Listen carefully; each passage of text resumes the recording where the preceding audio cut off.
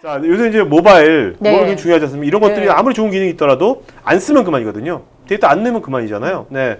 모바일 굉장히 중요할 것 같습니다. 예, 기존에 보면 시스템들을 인사 담당자들 위주로 굉장히 많이 사용을 했었는데 이제는 그러한 그 인사 역할이 그 인사 담당자들한테만 몰려 있는 게 아니라 매니저들에게도 굉장히 많이 부여가 되면서 직원들과 직접 그 현장에서 그 인사 담당자가 돼서 직원들을 코칭하고 그 경력 개발을 도와주고 그렇게 네네. 할 수 있도록 이제 해야 되는 방향으로 가고 있거든요. 네네. 그러다 보니까 모바일 기기를 통해서 그러한 업무들을 쉽게 수행할 수 있도록 하는 게 굉장히 필요한데 네. 저희 거 조금 이따가 보여드릴 테지만 굉장히 직관적으로 하실 수가 있어요. 네네. 그래서 이게 이따가 보여드릴 그 이건 데모 뭐 이따 화면 중에 보여줄 거죠? 예, 보여드리겠습니다. 하면 될 네. 거고요. 그리고 요거는 제가 그 핸드폰으로 접속해가지고 화면 캡처를 한 건데요. 네. 저희 고객 중에 이제 GM 코리아도 사실은 저희 고객분 네네. 중에 한 분이고 네네네. 그 하얏트 호텔에서 지금 실제 그 채용 화면에 들어가서 보시면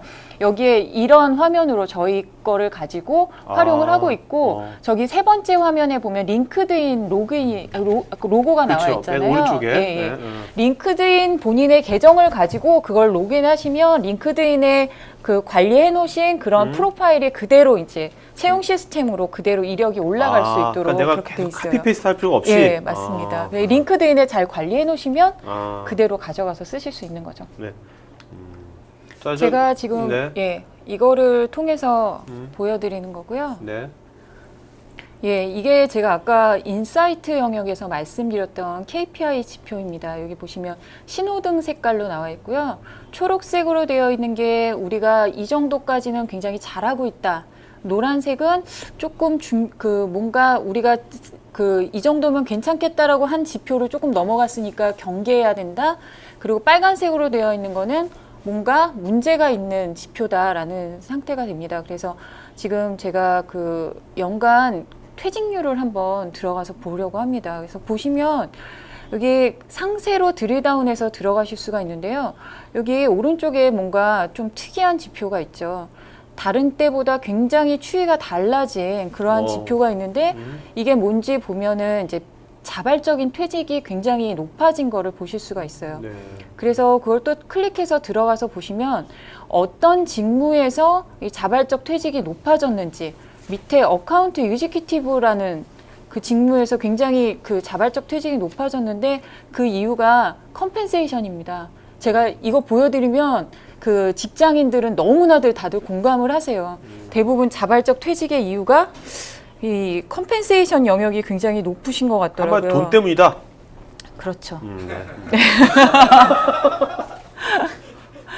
그래서 예, 이렇게 지표를 보실 수가 있는데 세팅되어 있는 지표를 이렇게 그냥 보시는 거에서 그칠 수 있는 게 아니라 제가 지금 봤던 것처럼 이 지표가 왜 이렇게 경고가 나올 정도로 들어갔는지 이렇게 드릴다운해서 보실 수 있어서 굉장히 장점이 있고요.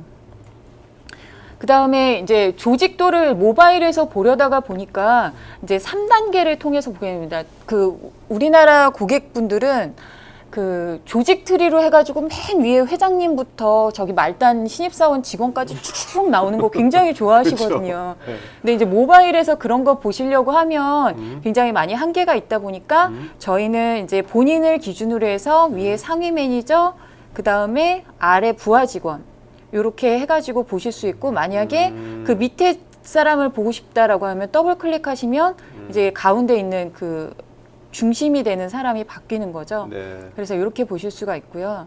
제가 이제 로그인해서 들어왔을 때 부하 직원들을 보는데 부하 직원들의 정보를 프로파일을 볼 때 좀 비교를 해보고 싶어요.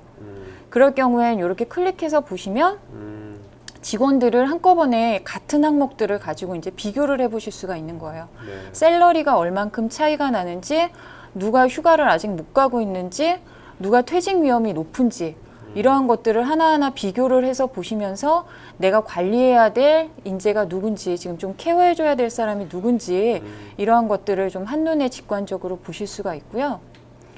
거기서 특별히 한번 이 밥이라는 사람을 들어가서 디테일하게 보시면 프로파일을 보실 때도 굉장히 직관적으로 이제 그 쇼핑몰에서 평가하는 그러니까요. 별 주기. 네이버 뭐 영화 평점처럼. 그렇죠.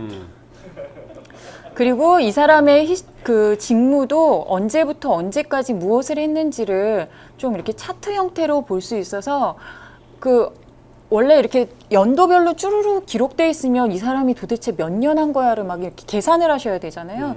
그러한 부분을 좀 쉽게 보실 수 있고, 그 다음에 아까 보셨던 인재의 위치가 어떻게 되고 있는, 어떻게 변화되고 있는지 이제 추이 같은 것들을 보실 수가 있어요.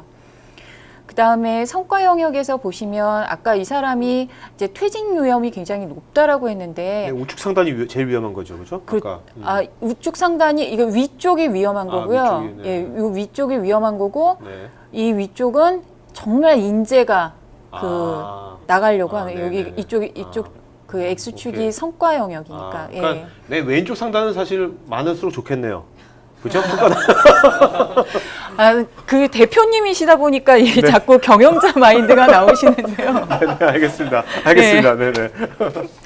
그래서 여기에 그 예측하는 그런 그 사라토가 연구소의 지표들이 이제 나와서 어떤 거에 가장 영향을 받는지에 대한 부분들을 같이 보실 수 있고, 그리고 이제 직원의 목표를 이제 보실 수가 있어요. 그래서 이 목표를 세운 거를 평가 기간에만 보시는 게 아니라 이 사람이 지금까지 목표를 어떻게 달성하고 있구나. 네. 그리고 새로운 커스터머 만드는 거. 저희도 이제 그 영업분들이 세일즈 하다 보면 기존 고객들 만나는 건 괜찮은데 새로운 고객 만들기 정말 어렵다고들 하시거든요. 근데 여기는 보니까 이 사람은 부하 직원들까지 관리를 잘해가지고 전부 다 목표를 거의 달성할 수 있을 것 같아요. 그래서 이런 것도 중간에 칭찬하기, 참 잘했습니다. 잘해서 이제 그 목표 달성합시다. 뭐 이렇게 해가지고 저장하실 수 있고요. 그 다음에 이제 직원들을 여러 가지로 볼 수가 있는데, 직원들 보는 것 중에 이제 평가 영역들도 이렇게 모바일로 하실 수가 있어요. 그래서 지금까지 평가 안 한 사람, 리스트가 쭉 나오는 거죠. 기한 지났는데 평가 안 한 사람. 그리고 본인이 이제 매니저가 부하 직원들에 대해서 평가를 하실 때는 이렇게 나오는데, 이렇게 이 그 레이팅이 이런 형태로 나오다가 보니까 어떤 사람들을 위에 평가를 해서 주고 어떤 사람이 밑에 있는지가 한눈에 딱 보이는 거예요. 그래서 보시면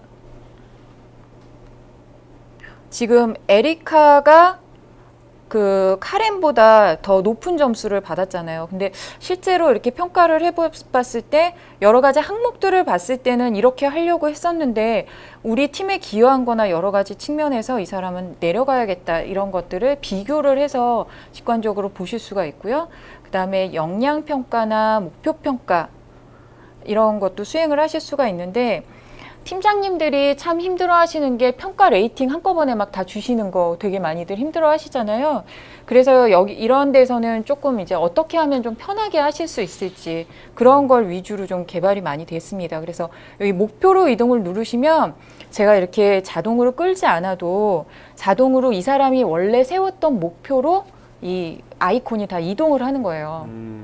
그러면 팀장님들은 아시죠? 이 사람이 목표를 달성을 했는지 아니면 못했는지 이런 거를 가지고 위아래로 그냥 옮기시면 되는 거죠.